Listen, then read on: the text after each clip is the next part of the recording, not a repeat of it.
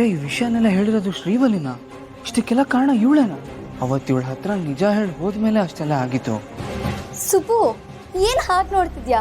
ನಮ್ಮಿಬ್ರು ಮಧ್ಯೆ ಇದ್ದಿದ್ ಗೋಡೆ ಒಡೆದೋಯ್ತು. ಆ ಶ್ರಾವಣಿ ಕತೆ ಮುಗೀತು. ಅಲ್ಲ ಸುಬ್ಬು, ಎಷ್ಟೆಲ್ಲಾ ನಾಟಕ ಆಡ್ಬಿಟ್ಲು ಅವಳು ನಮ್ಮಿಬ್ರನ್ನ ದೂರ ಮಾಡೋದಿಕ್ಕೆ. ನೋಡು, ಇದನ್ನೆಲ್ಲ ಒಂದ್ ಕೆಟ್ಟ ಕನ್ಸಂತ ಮರ್ತ್ಬಿಡು. ಈಗ ಹೇಳು, ನಮ್ಮಿಬ್ರು ಮದ್ವೆ ಯಾವಾಗ ಇಟ್ಕೊಳ್ಳೋಣ? ಮದ್ವೆನಾ? ಇಷ್ಟೆಲ್ಲ ಆದ್ಮೇಲೆ ಮದ್ವೆ ಅಂತ ಮಾತಾಡ್ತಿದ್ದಿಲ್ಲ ಶ್ರೀವಲಿ. ಸುಮ್ಮನೆ ನನ್ನ ಮನ್ಸು ಸರಿ ಇಲ್ಲ, ನೀನು ಸುಮ್ಮನೆ ಇರು ಶ್ರೀವಲಿ. ಸರಿ ಇಲ್ದಿರೋ ಮನ್ಸನ್ನ ಸರಿ ಮಾಡಕ್ಕೆ ಅಂತಾನೆ ನಾನು ಬಂದಿರೋದು ಸುಬ್ಬು. ಅಲ್ಲ, ಅಷ್ಟಕ್ಕೂ ನೀನ್ ಯಾಕೆ ಇಷ್ಟೊಂದು ಬೇಜಾರ್ ಮಾಡ್ಕೋತಿದ್ಯಾ? ಆ ಶ್ರಾವಣಿ ಮೇಲೆ ನಿನಗೆ ಪ್ರೀತಿ ಇರ್ಲಿಲ್ಲ ತಾನೆ?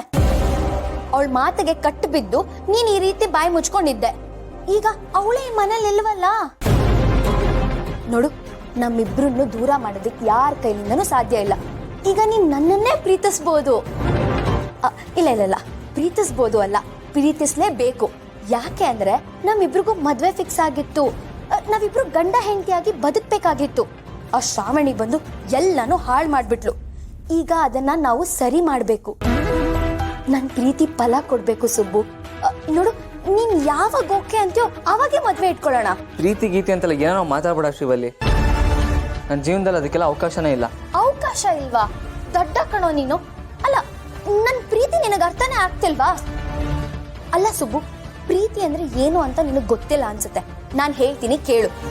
ಒಬ್ರನ್ನೊಬ್ರು ಬಿಟ್ಟಿರಕ್ಕಾಗಲ್ಲ ನೋಡು. ಆ ಭಾವನೆನೇ ಪ್ರೀತಿ. ಮತ್ತೊಬ್ರು ಕಷ್ಟದಲ್ಲಿದ್ದಾಗ ನಾವು ಅವ್ರಿಗೆ ಸಹಾಯ ಮಾಡ್ತೀವಿ ನೋಡು, ಆ ಭಾವನೆನೇ ಪ್ರೀತಿ.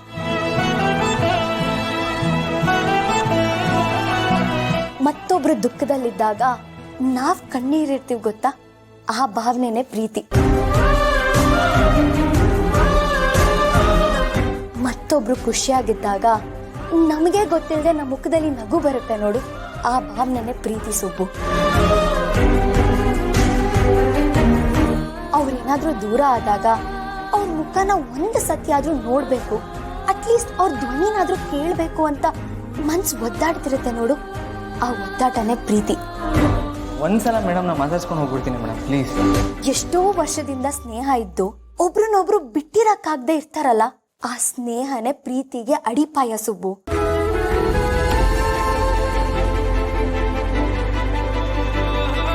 ಇದೆಲ್ಲ ನಿನ್ಗೆ ಎಲ್ಲಿ ಗೊತ್ತಾಗತ್ತೆ ಹೇಳು? ಸುಬ್ಬು, ನಾನೇನ್ ಭಾಷಣ ಮಾಡ್ತಿಲ್ಲ. ನನ್ ಮನ್ಸಲ್ಲಿರೋ ಮಾತುಗಳನ್ನೇ ನಾನು ನಿನ್ನ ಹತ್ರ ಹೇಳ್ಕೊತಿರೋದು.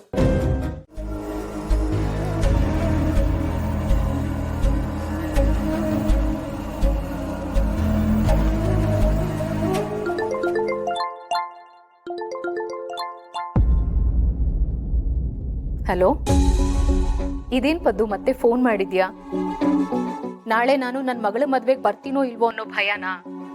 ಖಂಡಿತ ಬರ್ತೀನಿ. ನನ್ನ ಮಗಳ ಮದ್ವೆ ನೋಡ್ಬೇಕು ಅನ್ನೋ ಆಸೆ ನನ್ಗಿರಲ್ವಾ ಹೇಳು? ಹೋದ್ಸಲ ನಡೆದ ಮದ್ವೆ ನಿಲ್ಲಿ ಅಂತ ನನ್ನ ಮನ್ಸಲ್ಲಿತ್ತು. ಆದ್ರೆ ಈ ಸಲ ನಡೆಯೋ ಮದ್ವೆಗಂತೂ ನಾನು ಬಂದೇ ಬರ್ತೀನಿ. ಅಯ್ಯೋ ದೇವ್ರೆ, ನೀವು ಶ್ರಾವಣಿ ಅಮ್ಮವ್ರ ಮದುವೆ ಬಗ್ಗೆ ಇಷ್ಟೆಲ್ಲ ಆಸೆ ಇಟ್ಕೊಂಡಿದ್ರ, ಆದ್ರೆ ನಿಮ್ಮ ಹತ್ರ ಈ ಕಹಿ ಸುದ್ದಿ ಹೇಗೆ ಹೇಳಮ್ಮ? ಕಹಿ ಸುದ್ದಿನ?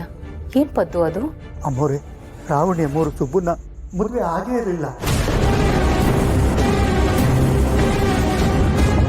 ಅವತ್ತು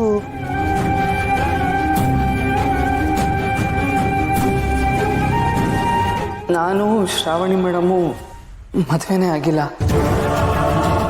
ಶ್ರಾವಣಿ ಮೇಡಮ್ ಕುತ್ತಿಗೆಲಿರೋ ತಾಳಿ ನಾನು ಕಟ್ಟಿರೋದಲ್ಲ ಯಜಮಾನ್ರೆ, ಅವರೇ ಕಟ್ಕೊಂಡಿರೋದು. ಏನ್ ಹೇಳ್ತಿದ್ಯಾ ಪದ್ದು? ಹೌದು ಅಮ್ಮವ್ರೆ, ನನ್ನ ಮಗ ಯಜಮಾನ್ರ ಹತ್ರ ಎಲ್ಲ ಸತ್ಯನೂ ಹೇಳ್ಬಿಟ್ಟ. ಯಜಮಾನ್ರು ಮದುವೆ ಕ್ಯಾನ್ಸಲ್ ಮಾಡ್ಬಿಟ್ರು.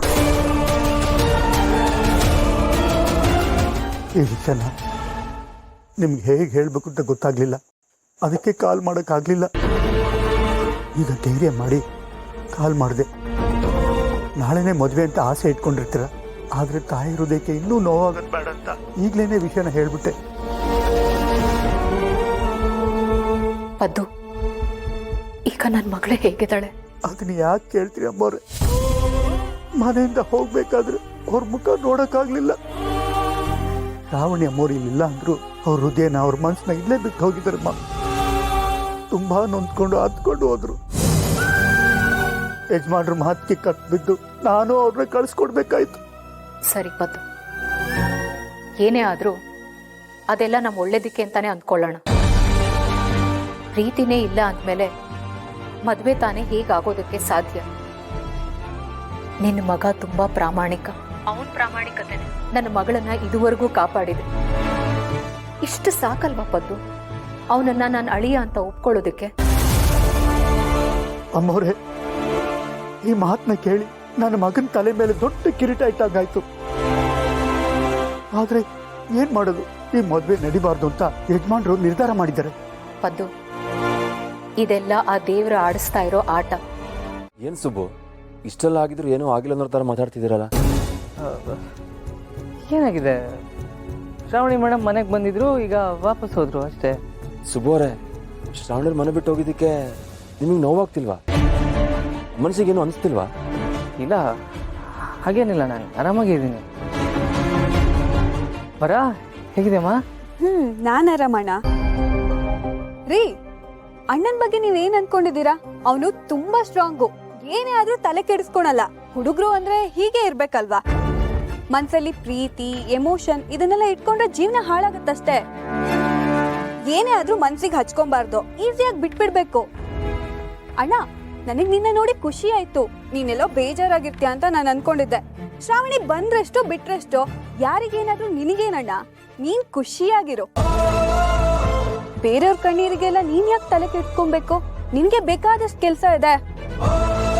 ಸರಿ ಸರಿ, ನಾನು ಹೋಗಿ ಅಮ್ಮನ್ ಮಾತಾಡ್ಸ್ಕೊಂಡ್ ಬರ್ತೀನಿ.